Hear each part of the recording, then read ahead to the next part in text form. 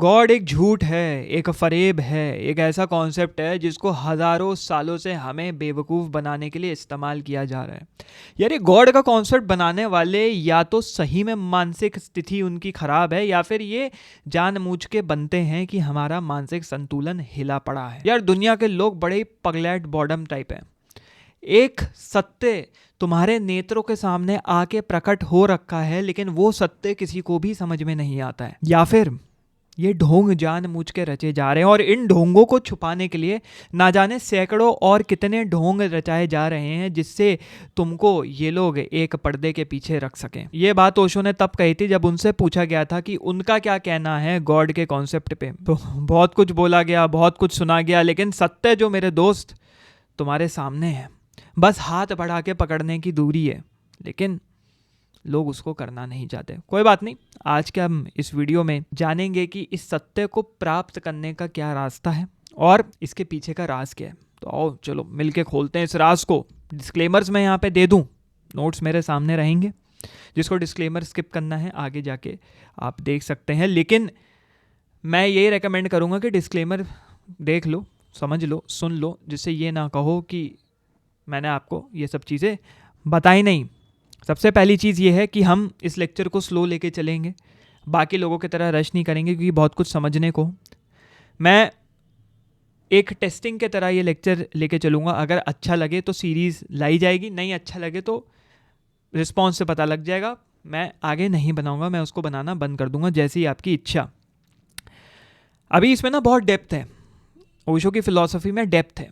Depth as in की straight forward है, तीर के तरह है। ऐसा दर्शन है कि सीधा तीर जाके निशाने पे लगता है, लेकिन उसी में बहुत पेचीदापन है और उस स्ट्रेट फॉरवर्डनेस में ही एक, तुम समझ लो, गहराई है, जिस गहराई को हमें समझना सबसे ज़्यादा ज़रूरी हो जाता है। साइकोलॉजिकली, फिलोसफिकली काफ़ी इंट्रिकेट है, एक दो लाइनों में बहुत कुछ कहा गया है। तो मैं जब पढ़ रहा था, यहाँ पे वीडियो बनाने की कोशिश कर रहा था, तो ना एक लाइन में इतना लंबा निकल रहा था, मेरे को लग रहा था यार क्या करा जाए, कैसे इसको लेके जाया जाए। अल्टीमेट लेक्चर बनाना तो काफ़ी ज़्यादा मुश्किल हो जाएगा। So I have tried my best to articulate the best. अभी इनकी फ़िलासफ़ी के काफ़ी पर्सपेक्टिव्स हैं ना, तो इमेच्योर एक्ट मत करना यार, बेतुकी बातें मत करना कि ये नहीं समझाया, वो नहीं समझाया। सबको ये अपनी समझ है, सब अपने हिसाब से समझते हैं, ओपन टू इंटरप्रिटेशन है।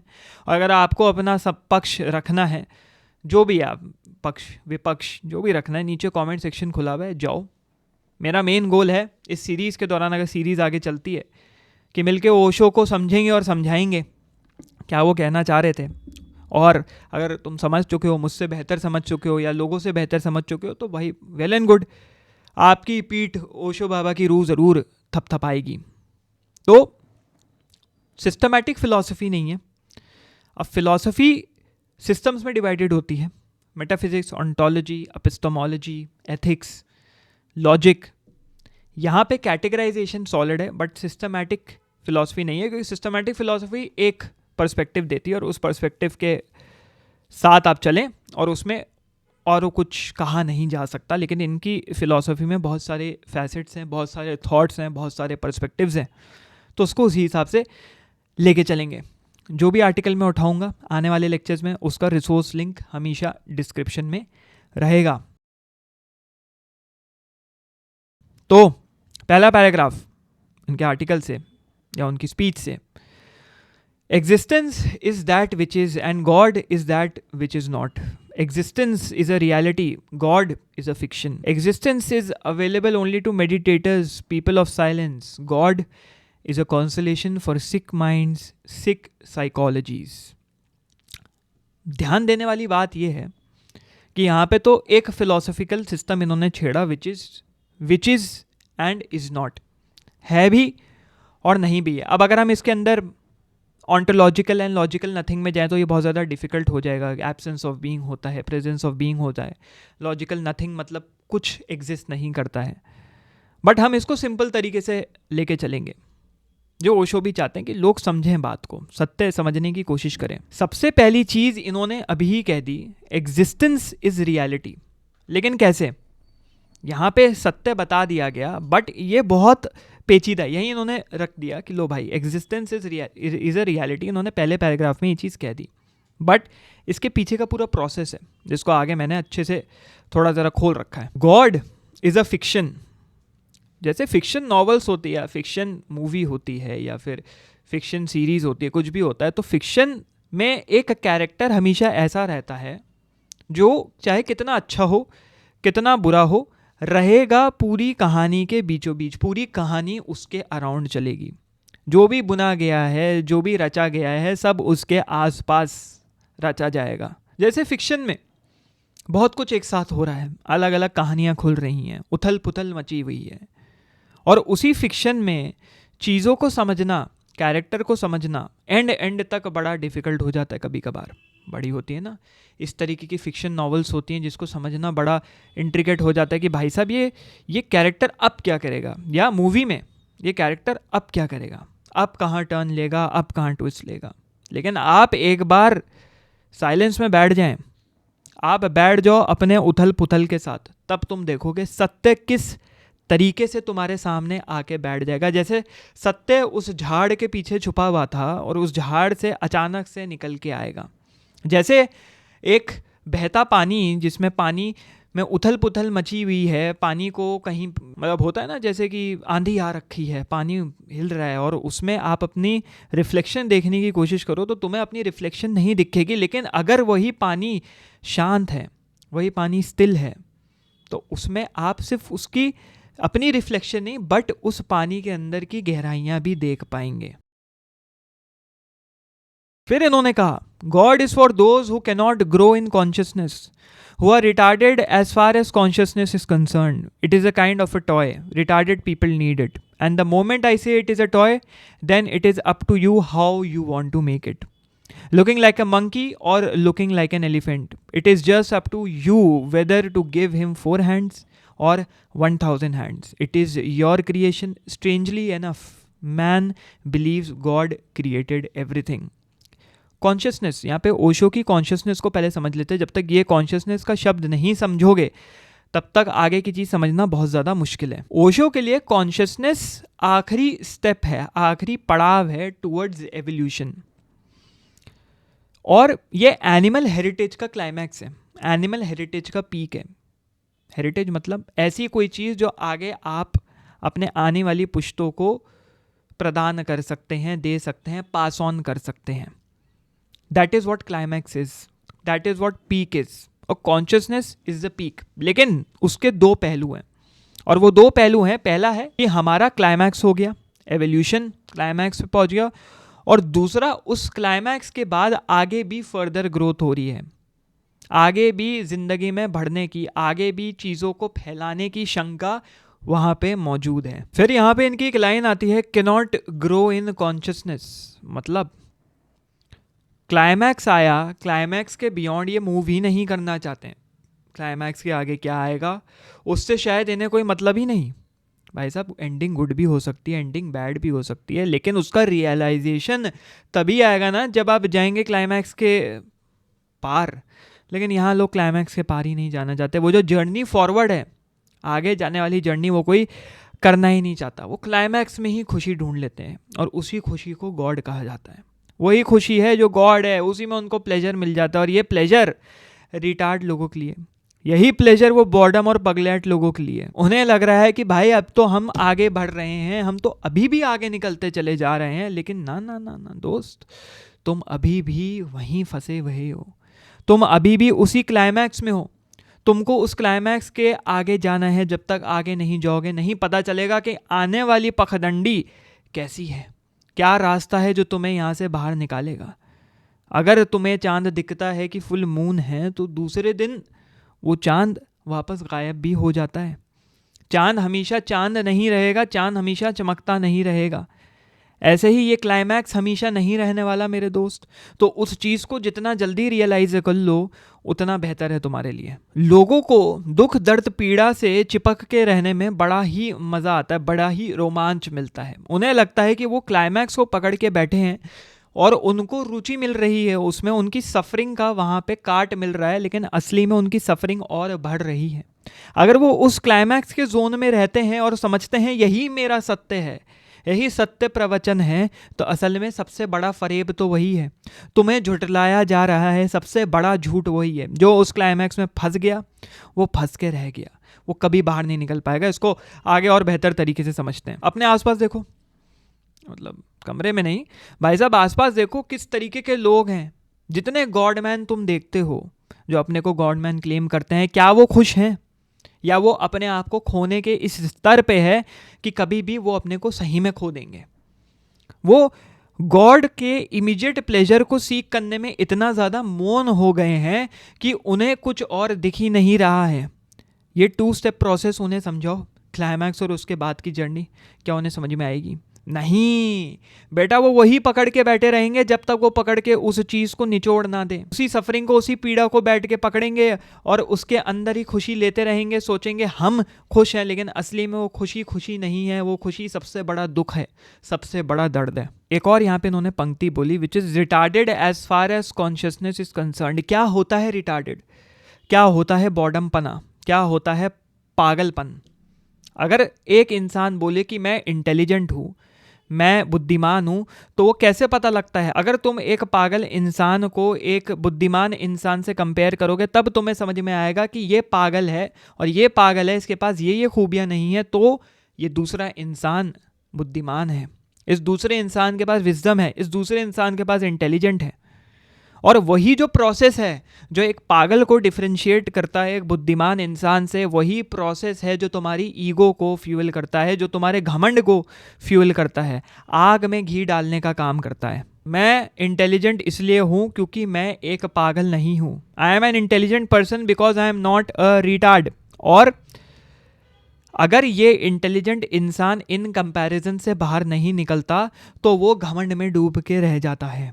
कंपैरिजन करना समझने के स्तर पे बहुत ज़रूरी है कि हमने समझ लिया कि भाई ये है कि ये पागल है, ये है कि मैं इंटेलिजेंट हूँ, लेकिन वो आखिरी सत्य नहीं है, वो एब्सोल्यूट ट्रुथ नहीं है। एब्सोल्यूट ट्रुथ को समझने के लिए एक इंटेलिजेंट इंसान के पास भी अवेयरनेस होनी चाहिए, जागरूकता होनी चाहिए। जागरूकता यहाँ पे करेंसी है जो ईगो को काटती है। अगर तुमने अपनी इंटेलिजेंस का इस्तेमाल करके इस घमंड से बाहर ना निकले और इस घमंड से बाहर ना निकल के इस दुनिया का असली सत्य ना जान पाए, तो मित्र तुमने किया ही क्या है ज़िंदगी में? तो तुम्हारा उस बहरूपीय इंसान या रिटार्डेड इंसान से कंपैरिजन का कोई मूल तात्पर्य रह ही नहीं जाएगा, उसमें और तुम्हारे में कोई फ़र्क ही नहीं है। तो यहाँ पे 2 क्वालिटीज़ के बीच में डिफरेंशिएशन किया जा रहा है। एक क्वालिटी है ये, दूसरी क्वालिटी ये इसलिए है क्योंकि वो क्वालिटी उसकी जैसी नहीं है। तो हमने तो कह दिया भाई साहब, एक बुद्धिमान इंसान के पास एक दूसरा पहलू है जिससे वो खुद को उससे कंपेयर कर पाए, लेकिन एक बुद्धिहीन इंसान जो है या एक रिटार्डेड इंसान जो है, उसके पास तो कुछ है ही नहीं जिस चीज़ से कंपेयर कर पाए। किस चीज़ से खुद को कंपेयर करेगा? रिटार्डेड तो रिटार्डेड ही है। तो वो डिल्यूजन बनाने शुरू करता है, तो वो छल कपट में पड़ना शुरू कर जाता है, और वो छल कपट का ही दूसरा नाम गॉड है। उसने गॉड बना दिया और उस छल कपट की जो चादर है उसी के पीछे वो छुप के रहना चाहता है, जिससे कि दुनिया और कंपैरिजंस ना बना पाए, दुनिया उसको और एक्सप्लॉइट नहीं कर पाए, वो ये ना बता पाए कि मैं सही में एक रिटार्ड हूँ, उसका पागलपन ना टपक के आपके सामने आ जाए। तो उसने एक डिल्यूजन बना दिया और कंपैरिजंस को रोकने के लिए। तो ओशो ने कहा ये तो एक कठपुतली जैसा हो गया भाई। इस पागल बॉडम इंसान के कंपैरिजन में दुनिया में हर चीज़ अच्छी जा रही है और ये पागल पागल ही रह जाएगा। और इस पागल को अपने डिल्यूजन को छुपाना है, इस पागल को गॉड के कॉन्सेप्ट को प्रोटेक्ट करना है, उसको दिखाना है दुनिया के सामने कि मैं भी कुछ बना सकता हूँ, मैं सिर्फ खाली नहीं बैठा हूँ। खाली अगर बैठा हूँ, खुद को ये तकलीफ में हूँ, तो मुझे कुछ ऐसा तो बनाना है जिससे कि मेरे दुख दर्द पीड़ा का समाधान निकल सके टेम्पोररीली, क्योंकि मैं क्लाइमैक्स के पार तो जा नहीं पा रहा। लेकिन मैंने अपनी जो थोड़ी बहुत, अगर मैं कहूँ कि एक पागल इंसान के पास थोड़ी सी अगर इंटेलिजेंस आई, मीडियोकर इंटेलिजेंस जिसको बोल सकते हो, उस इंटेलिजेंस से मैंने गॉड का कॉन्सेप्ट बना दिया। ओशो ने कहा कितना ही बेतुका, कितना ही बेसिक, कितना ही मीडियोकर और कितना ही यूजलेस एक इंसान को होना पड़ेगा कि वो गॉड जैसा मीडियोकर कॉन्सेप्ट बनाए, जस्ट टू डिस्प्ले हिज और हर इंटेलिजेंस। एक और पंक्ति इन्होंने डाली, which is it is a kind of toy retarded people need it. एक खिलौना कैसा होता है? एक खिलौना एक बच्चे के लिए साधन होता है, जिसके अराउंड उसकी पूरी ज़िंदगी रिवॉल्व करती है। बच्चे के ऊपर क्या प्रेशर है, ना इमोशनल प्रेशर है ना इंटेलेक्चुअल प्रेशर है, उसको क्या साबित करना है। तो वो एक खिलौना लेता है और अपनी ज़िंदगी उस खिलौने के अराउंड बुन लेता है। सब कुछ उसके खिलौने से रिलेटेड है, उसको खिलाएगा, उसके साथ खाएगा, उसके साथ खेलेगा, उसके साथ सोएगा, उसके साथ रोएगा, अपना दुख भी उसको बताएगा। माए बाप ने अगर कंटाप बजा दिया तो जाके उसी खिलौने को बोलेगा कि मेरे को आज मेरे माँ बाप ने ऐसा किया। लेकिन सबसे बड़ी चीज़ मेरे मित्र, वो इसलिए करता है क्योंकि वो खिलौना वहाँ से जवाब नहीं दे सकता। वो खिलौना वहाँ से बोल नहीं सकता मेरे पास ये खिलौना है, मैं चाहे कितना ही गंभीर और गहरा संबंध इस खिलौने से बना लूं, जो कि शीरो भैया है हमारे शिनचैन के, लेकिन ये खिलौना मेरे कान में आके फुसफुसा नहीं सकता। तो मुझे ये बड़ा अच्छा लगता है क्योंकि ये मेरा दुख दर्द पीड़ा सुनने के लिए है। पंचिंग बैग के तरह है जो कभी वापस से पंच आपके चेहरे पे नहीं करेगा। एक बच्चा एक खिलौना बनाता है, लड़कियां होती है ना, बारबी डॉल की टांग तोड़ देंगी, उनकी स्कर्ट बदल देंगी। हम लोग बचपन में अपने खिलौनों का कुछ तोड़ दिया, कुछ तोड़ के कुछ जोड़ दिया, कहीं से कुछ जोड़ दिया। वो खिलौना बनाता है अपने हिसाब से, अपने मानचित्र के हिसाब से बनाता है, और जब वो बड़ा हो जाता है तो वही खिलौना उसको याद दिलाता है कि भाई साहब मेरा बचपन ऐसा था, मेरी ज़िंदगी ऐसा था, मेरे साथ ये इमोशनल टॉर्मेंट हुए। वो सारे इमोशनल सीन्स उस खिलौने के अंदर कैद होते हैं मेरे दोस्त। ये वैसे बचपन का नहीं है, अभी रिसेंटली किसी ने दिया था। तो आपका जो खिलौना है वो एक भूतकाल का क्रिएशन बन के रह गया, वो पास का एक क्रिएशन बन के रह गया, और प्रेजेंट में वो एडल्टहुड में वो एक मेमोरी की तरह है, वो एक याददाश्त की तरह है। और हम उस याददाश्त को बार बार दोहराना चाहते हैं, एक मूवी की तरह रिपीट करना चाहते हैं। वहीं पे तुम सब कुछ खो जाते हो। जब भी उस मेमोरी को तुम बार बार लूप में चलाओगे तुम सब खो जाओगे, क्योंकि वो वहाँ है नहीं, वो हो चुका है, वो भूतकाल में बीत चुका है, वो जा चुका है।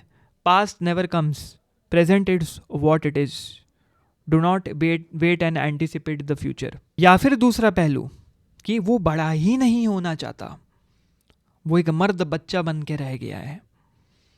उसको इतनी रुचि मिलने लग गई है उस खिलौने से कि वो एक मैच्योर पर्सन बनना ही नहीं चाहता। उस खिलौने में ही उसको सब कुछ दिखता है। आसपास की दुनिया को वो फाड़ने चीरने के लिए चला जाएगा, लेकिन उस खिलौने के साथ कभी भी अपने संबंध खराब नहीं करेगा। और वो खिलौना क्या है? जिसमें जान ही नहीं है मेरे दोस्त। ऐसे खिलौने का करोगे क्या?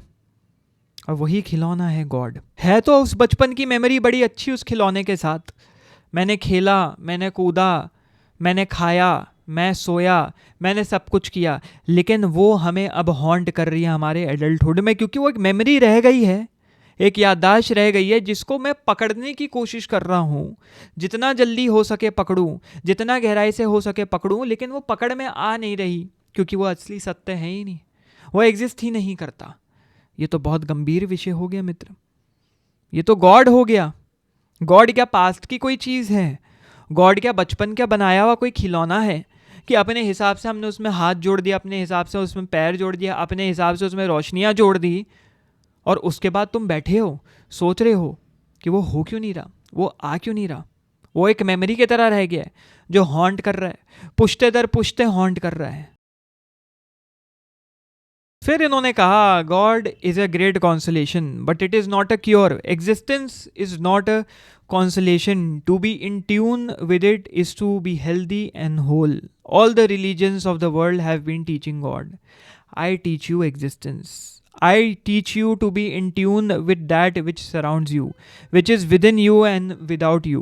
Once you are in tune with it, there is no death for you, no misery, no tension, no worry, but a tremendous peace surrounds you, a contentment which you have never ever dreamt of. इस paragraph का मूल तात्पर्य निकल के आता है कि oneness को, एकता को समझो, यूनिवर्सल वननेस है उसको समझो। चलो एक थॉट एक्सपेरिमेंट करते हैं, मिलके करते हैं।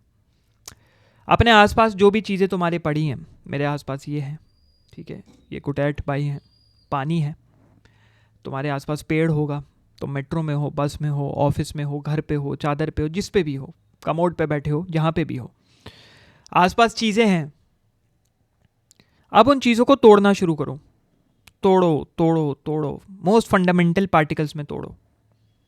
तोड़ते जाओ तोड़ते जाओ, बर्तन, कुत्ता, बिल्ली, फिर खुद को तोड़ो। ये खुद जब तुम टूटोगे, मरने के बाद जला दिए जाओगे, या मरने के बाद गाड़ दिए जाओगे, या मरने के बाद चील का वो को खिला दिए जाओगे, या मरने के बाद समुंदर में बहा दिए जाओगे, जैसा भी तुम्हारा धर्म कहता है, जो भी तुम मानते हो, क्या होगा वो फीलिंग बताओ। सब कुछ को तोड़ा फंडामेंटल पार्टिकल में, देखा कि सब कुछ तो एक ही है, जो मेरे अंदर से टूट के चीज़ें निकली हैं वही मैं इसमें देख पा रहा हूँ, जो मेरे अंदर से टूट के चीज़ें निकली है वही मैं इस अल्कोहल मार्कर में देख पा रहा हूँ, अल्कोहल में देख पा रहा हूँ। क्या हमारे अंदर क्या डिफरेंस है? ये तो एकता है, वननेस है। वो फीलिंग बताओ, कमेंट करो, वो फीलिंग कैसी होगी। इमेजिन करो कि यार जब सब कुछ ही एक है तो हम अपने आप को अलग देख के क्या ही उखाड़ लेंगे। ये जो सराउंडिंग है जिसके बारे में मैंने अभी बात करी, तुम जहां बैठे हो, जिस कुर्सी पे हो, जिस माइक पे मैं बोल रहा हूँ, जिस लैपटॉप से मैं पढ़ रहा हूँ, सबको हमने तोड़ा। सब में सब कुछ है, जो बोलते हैं ना स्टारडस्ट, हम सब स्टारडस्ट से बने। कुछ पर्टिकुलर पीरियोडिक टेबल के एलिमेंट्स है पूरे यूनिवर्स में मिल जाएंगे, कार्बन, हाइड्रोजन, नाइट्रोजन वगैरह वगैरह, सब कुछ तो वही है। वो जो फीलिंग होती है वो अपने आप में ही इतनी शांति देने वाली होती है, इतनी ट्रैंक्विलिटी वाली फीलिंग होती है, इतनी पीसफुल फीलिंग होती है, इतनी स्वतंत्रता देती है आपको, कि आपको रियलाइज होता है कि यही तो एग्जिस्टेंस है। मैं जिस चीज़ से बना हूँ वही चीज़ मेरे आसपास की चीज़ें उस चीज़ से बनी हुई है, और वही आपका एग्जिस्टेंस है, वही तो तुम्हारा अस्तित्व है मेरे दोस्त मित्र। वही तो असली अस्तित्व है कि तुम सब चीज़ों से बने हो, तुम सब आपस में जुड़े हुए हो, और हर चीज़ में एक एकता है। तुम्हारे अंदर से मौत का डर निकल जाता है, तुम्हारे अंदर से खौफ निकल जाता है, तुम्हारे अंदर से पीड़ा निकल जाती है, क्योंकि तुम्हें ये समझ में आता है कि असली रुचि, असली खुशियाँ, असली एक्सटेसी तो ये समझने में है कि तुम सब कुछ हो, तुम सब कुछ के अंदर हो, और तुम्हारे अंदर सब कुछ है। That is what it is, that is the truth. क्या ही फर्क पड़ता है मौत से? मृत्यु हो जाएगी तो क्या ही फर्क पड़ेगा? और क्या ही फर्क पड़ेगा कोई पैदा हो जाए? क्या ही फर्क पड़ेगा किसी की शादी हो जाए? क्या ही फर्क पड़ेगा मेरी नौकरी चली गई? क्या ही फर्क पड़ेगा मैं एग्जाम में फेल कर गया? सब कुछ तो एक है। और ये जो खुशी मेरे लिए अभी आ रही है कि मैं सब कुछ समझ चुका हूं, वो खुशी इन सब दुख दर्द पीड़ाओं से भर के है, और इसको कोई रिप्लेस नहीं कर सकता। मैंने यहाँ पे एक लाइन लिखी थी डिसाइफर करते हुए। ओशो ने कहा आई टीच यू। अब ये आई टीच यू के अंदर भी बहुत गहरी दर्शन फंसा हुआ है। ओशो यहाँ पे कह रहे हैं, ये मेरी लाइन है, मैं ओशो को नहीं कोट कर रहा हूँ। He does not consider himself to be the absolute truth, but the one revealing the obvious. The truth is him and so is you, since we all share the same existence, the same truth, the same particles. यहाँ इसको समझना बहुत ज़्यादा ज़रूरी है। ओशो ये नहीं कह रहे कि मैं आया हूँ और मुझे ही सत्य मान लो, जो कि एक स्तर पे है, क्योंकि हम सब एग्जिस्टेंस में एकता में हैं। बट मैं तुम्हें ऑब्वियस चीज बता रहा हूं जो तुम्हारे आंखों के सामने, मैंने स्टार्टिंग में बोली थी ना, तुम्हारे नेत्रों के सामने स्वयं प्रकट हो रखी है। मैं उसको ऑब्वियस करके बता रहा हूं कि यार ये है, इसको रियलाइज करो।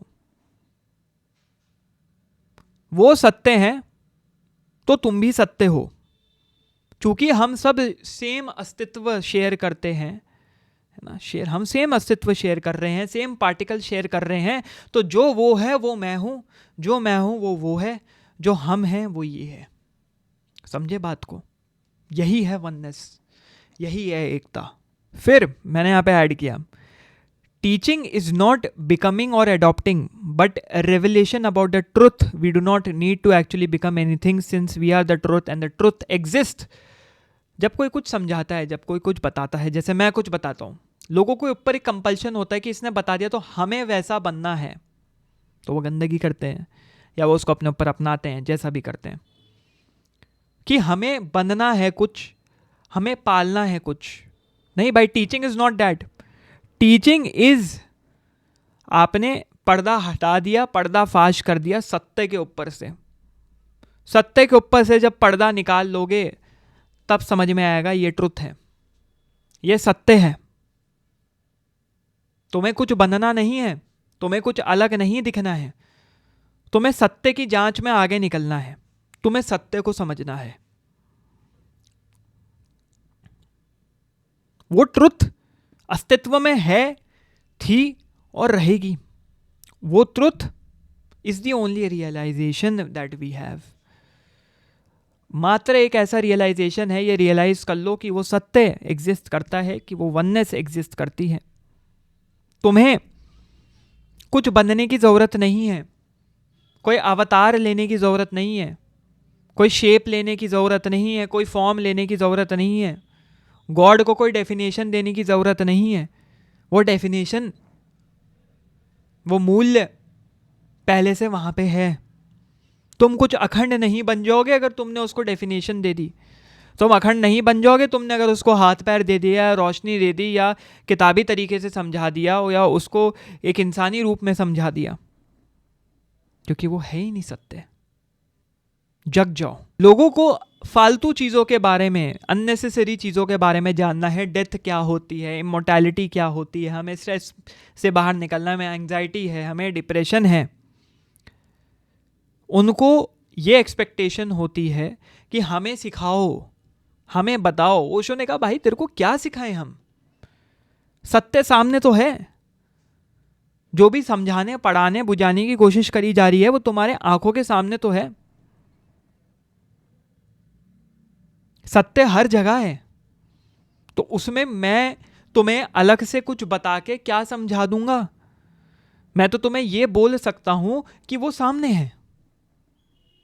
अगर मैं अपनी गाड़ी घुमाऊं इधर उधर, ये मेरी गाड़ी है, ठीक है, या मेरा ये पथ है, या ये मेरा डेस्टिनेशन है, उसके चारों तरफ मैं गाड़ी घुमाऊंगा तो कोई फायदा नहीं है। मेरा मेन गोल होना चाहिए भाई, गाड़ी ए से बी तक पहुंचनी है तो ए से बी तक पहुंचनी है। इधर उधर रोक के क्या फायदा मेरे दोस्त? क्यों वक्त जाया कर रही हो मेरा और अपना? फिर इन्होंने आगे कहा, a contentment which you have never ever dreamed of. वो पैराग्राफ ना फॉलो करते रहना। कंटेंटमेंट मतलब सेटिस्फैक्शन या हैप्पीनेस, जो नहीं समझ पाए। लोग हर चीज़ के बारे में एक सपना देखते हैं, शादी हो जाए, बच्चे हो जाए, अच्छी जॉब हो, पैसा हो, वेल्थ हो, रिलेशनशिप्स हो, बट अस्तित्व के मूल तात्पर्य को समझना ही असली सत्य है। इसको मार्गदर्शन बना लो। असली सत्य, आखिरी सत्य हर जगह है, हर तरफ है। हम कलेक्टिवली अपने को ह्यूमंस नहीं कह सकते कि मैं एक इंसान हूं। मैं इंसान नहीं हूं, मैं ये ऑब्जेक्ट भी हूं, मैं ये शीरो भी हूं, मैं ये हाइलाइटर भी हूं, मैं ये झाड़ पत्ती भी हूं, मैं सब कुछ हूं। मैं अपने को इंसान नहीं कह सकता। मैं सब चीज़ों में अपने आप को देख पाता हूं। और जिस दिन हमने ये चीज़ समझ ली, जिस दिन हमने इस चीज़ को भांप लिया, हम इस चीज़ के पीछे भागना छोड़ दें और जीना शुरू कर दें इसी विचारधारा के साथ कि मैं तो हर जगह हूं, मेरे अंदर सब कुछ है, उस दिन तुम्हें अल्टीमेट हैप्पीनेस मिल जाएगी। उस दिन तुम्हें कंटेंट मिल जाएगा, विच इज सेटिस्फैक्शन। यही तो चाहिए हमें। उसी का तो राज बताओ।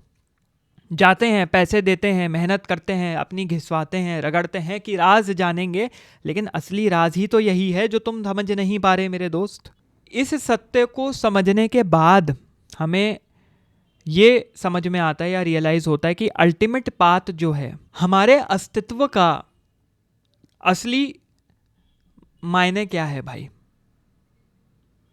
इसको डिफाइन करो, इसके बारे में बताओ। लेकिन यहां पे ओशो के अकॉर्डिंग इसी सत्य को समझना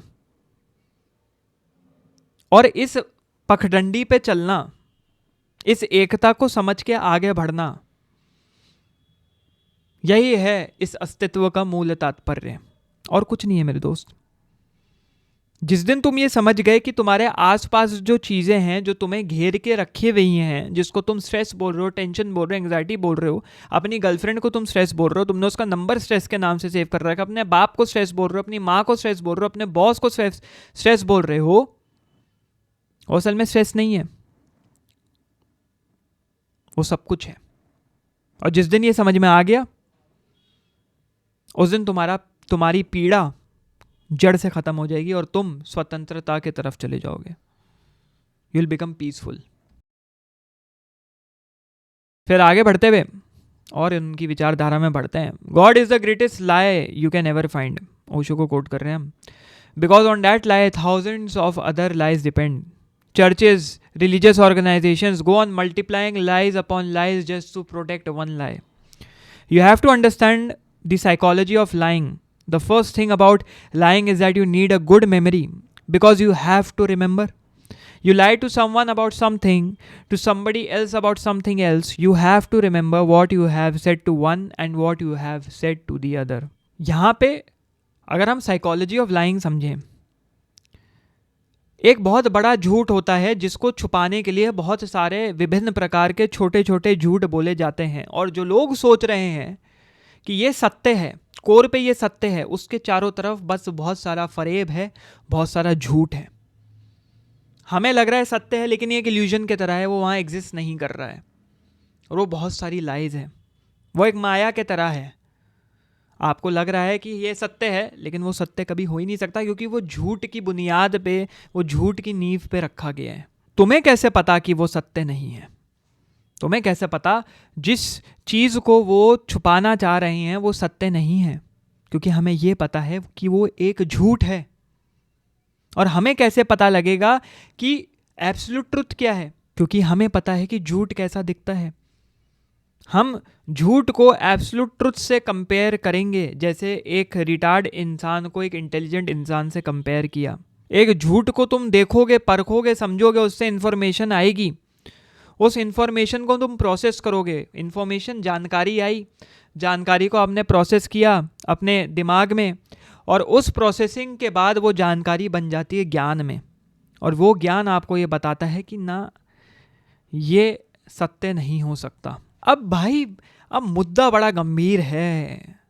पता सबको है कि झूठ कैसा दिखता है, पता सबको है कि झूठ कहाँ है और कैसे है, किस प्रकार से आपके समक्ष वो प्रस्तुत करेगा अपने आप को। तो फिर मेरे दोस्त क्यों फंसते हो इन झूठों में? क्यों घुमा रहे हो अपने आप को? क्यों घुस चुके हो उन झूठ के जाल में, जंजाल में, जब तुम्हें पता है कि वो झूठ है? क्या तुम्हें वहाँ पर रहने में मज़ा आता है? क्या तुम्हें वहाँ पर रहने में रुचि मिलती है? क्या रखा है वहाँ पे? क्या तुम जानबूझ के इग्नोर कर रहे हो एब्सोल्यूट रियलिटी को? क्या तुम अपनी एग्जिस्टेंस को, अपने अस्तित्व को निगेट कर रहे हो, दूर भेज रहे हो, जानबूझ के इग्नोर कर रहे हो कि भाई एग्जिस्टेंस का सत्य है, मुझे जानना है, लेकिन वो मेरे पास है, मुझे पता है वो मेरे पास है, मुझे पता है वो मेरे आसपास है, लेकिन मैं जानना नहीं चाहता क्योंकि मुझे इस फरेब में, मुझे इस झूठ में रुचि मिल रही है, इसी में आनंद आ रहा है। और यह आनंद किसी भी आनंद से बहुत बड़ा है, क्योंकि तुमने अंतिम आनंद कभी महसूस नहीं किया है, जो कि तब मिलेगा जब आपको इस चीज़ का ज्ञान होगा कि एकता है, वननेस है। और जो आपको दिखाया जा रहा है, जो तुम्हें दिखाया जा रहा है, जो तुम दिखाना चाह रहे हो, वो फरेब है, वो छल कपट है, वो माया है। जैसा कि एक इंटेलिजेंट इंसान अपने को अलग दिखाता है एक रिटार्ड इंसान से, वो इस्तेमाल करता है करेंसी ऑफ ईगो अपनी इंटेलिजेंस को जस्टिफाई करने के लिए कि वो बेवकूफ़ है, वो बॉर्डम है, इसलिए मैं इंटेलिजेंट हूँ, मुझे देखो। और ये बड़ी भ्रष्ट करेंसी है, बड़ा भ्रष्ट पैसा है। ये currency of ego is very भ्रष्ट। और यहाँ आता है अवेयरनेस, जागरूकता। इस भ्रष्टाचार को हटाने के लिए जागरूकता अन्ना हजारे के तरह बनती है, और ये अन्ना हजारे आपकी मदद करता है सत्य को समझने में, सत्य को जानने में। तर्क वितर्क करने की करेंसी ईगो है, और ईगो को खदेड़ के बाहर निकालने की करेंसी क्या है? अवेयरनेस, जागरूकता। Truth needs no remembrance, truth is always there, just the same. You don't have to cram it in your memory. Memory gives you a bondage, a prison. It clings around you, covers you so much slowly that you disappear completely. Truth is uncovering yourself from all lies, and there is a sudden revelation that you are part of the immense truth I am calling existence. Memory क्या होती है? हमारी याददाश्त क्या होती है? हमारी याददाश्त तो सबसे बड़ा बेवकूफ़पना है, क्योंकि हमारी याददाश्त हमारे झूठों के जालों को स्टोर करने के लिए है। वो एक लाइब्रेरी की तरह है जहाँ पे आप अपने झूठ स्टोर कर रहे हैं, झूठों को भरते जा रहे हैं। अब ऐसा क्यों कह रहे हैं कि हमारी मेमोरी सिर्फ झूठ स्टोर करने के लिए है? क्योंकि सत्य को किसी मेमोरी की ज़रूरत नहीं है ना। एब्सोल्यूट ट्रुथ तो आपके आसपास है, वो वननेस आपके आसपास एग्जिस्ट कर रही है, डैट इज़ ओमनी प्रेजेंट। वो हर जगह है, आप उसको टेस्ट कर सकते हैं, फील कर सकते हैं, सुन सकते हैं, सूंघ सकते हैं, पहचान सकते हैं, समझ सकते हैं। तो किसी को मेमोरी नहीं चाहिए टू प्रूव इट, किसी को याद रखने की ज़रूरत नहीं है। याद करो हमारे धार्मिक जो बंदे थे उन्होंने क्या कहा, याद करो उसने क्या कहा, याद करो इसने क्या कहा, याद करो वो क्या कह के गए थे, याद करो वो क्या बोल के गए थे। क्यों याद करें जब वो झूठ बोल रहे थे? और क्यों हम अपनी याददाश्त में उन झूठ और फरेबों को बिछा के रखें? हम क्यों वो न्यौछावर खाएं जब सत्य हमारे सामने हर जगह दिख रहा है? तो क्यों ज़रूरी है याद करना? तुम्हारे अंदर सत्य का भंडार है, तो क्यों इधर उधर भटकते हो सत्य को ढूंढने के लिए? हर जगह है सत्य, इस चीज़ में सत्य है, इस चीज़ में सत्य है, अलमीरा में जाओ सत्य है। सोना निकालने को नहीं कह रहा मैं। हर जगह जब सत्य है, तुम्हारे आसपास के लोगों में सत्य है, और उस आसपास में सबसे जो क्लोजेस्ट हो तुम खुद हो भाई, तुम ही सत्य हो। तुम्हारे अंदर ही वो एकता है जो सबसे पहले तुम शुरुआत में अपने अंदर से देखो। बाहर भले ही होगी, लेकिन शुरुआत अपने अंदर से करो। तो चीज़ें बाहर क्यों ढूंढ रहे हो? बोलते हैं ना, अपने ऊपर काम करो, सेल्फ लव, सेल्फ रिफ्लेक्शन, वो यही है। तुम्हारी याददाश्त कीचड़ के तरह है जो उस कांच पे चिपक चुकी है और जमती जा रही है, जमती जा रही है, एक दीवार की तरह जम रही है, और दीवार झूठ की दीवार है, झुटला रहे हो तुम। तुम्हारी मेमोरी एक कीचड़ के तरह है, और वो कीचड़ बनी हुई है, बुनी हुई है झूठों से। वो जुड़ी हुई है उस कांच के ऊपर जिससे तुम उसके पार देख ना पाओ। क्यों कर रहे हो ये? जिस दिन तुमने वो माटी हटाई, तुमने वो कीचड़ हटाई, तुम्हें अपना अस्तित्व का असली राज, असली सत्य पता लग जाएगा। तुम्हें पता लग जाएगा ये सब झूठ था, तुम्हें पता लग जाएगा ये सब फरेब था। कपड़ा तुम्हारे हाथ में है, तुम खुद कपड़ा लेके उस मिट्टी को, माटी को हटा सकते हो, तो क्यों खिलवाड़ कर रहे हो इन झूठों के साथ, इन फरेबों के साथ? Why are you playing along with them? कोई बात नहीं, चलो भाई, झूठ का गेम चल रहा है, मजाक मस्ती चल रही है, मिलके करेंगे सारे। झूठ पे झूठ बोले जाओ, बुनियाद बनाते जाओ, लेकिन वो बुनियाद सत्य की बुनियाद नहीं होगी, झूठों की बुनियाद होगी। क्यों खुद का और दूसरों का वक्त ज़ाया कर रहे हो? खुद तो तुमने झूठ बुनना सीखा, दूसरों को भी झूठ बुनना सिखा रहे हो। और झूठ कैसे बोले जाए? एक झूठ तुम खुद सीखोगे, 10 झूठ सामने वाले को सिखाओगे, 100 झूठ वो बनाएगा, वो मल्टीप्लाई होता जाएगा, वो कॉम्प्लिकेट होता जाएगा। मल्टीप्लिकेशन का गेम चल रहा है। गणित बड़ी स्ट्रांग है यहाँ पे। सत्य वहाँ है, सत्य यहाँ है, सत्य इधर है। जितनी जल्दी इसको समझ लो मेरे दोस्त, उतना अच्छा है तुम्हारे लिए। तो यहाँ पे मैं जानना चाहूँगा, तुम्हारा मीनिंग क्या है सत्य का? तुम्हारा मीनिंग क्या है अस्तित्व का, एग्जिस्टेंस का? एक हेल्दी डिबेट चाहता हूँ मैं।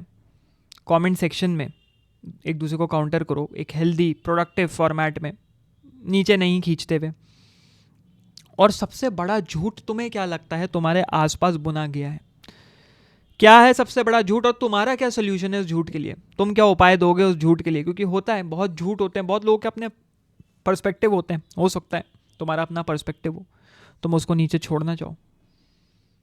और क्या पता आज अगर ओशो जिंदा होते तो तुम्हारा वो कमेंट पढ़ के तुम्हारी पीठ ज़रूर थपथपाते। तो पीठ थपथपाने वाले कमेंट्स ही करना भाई, ये सोच समझ के कि शायद ओशो कहीं से देख रहे हो। तो बताना भाई, लेक्चर अच्छा लगा हो तो और लेक्चर लाए जाएंगे।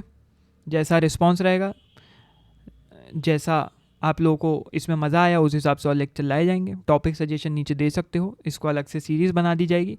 नहीं चाहिए कोई बात नहीं, चाहिए तो ठीक है। तब तक के लिए मिलते हैं भैया किसी अगले लेक्चर में, तब तक हम भी कटते हैं तुम भी कटो। चलो भैया निकल लो अब।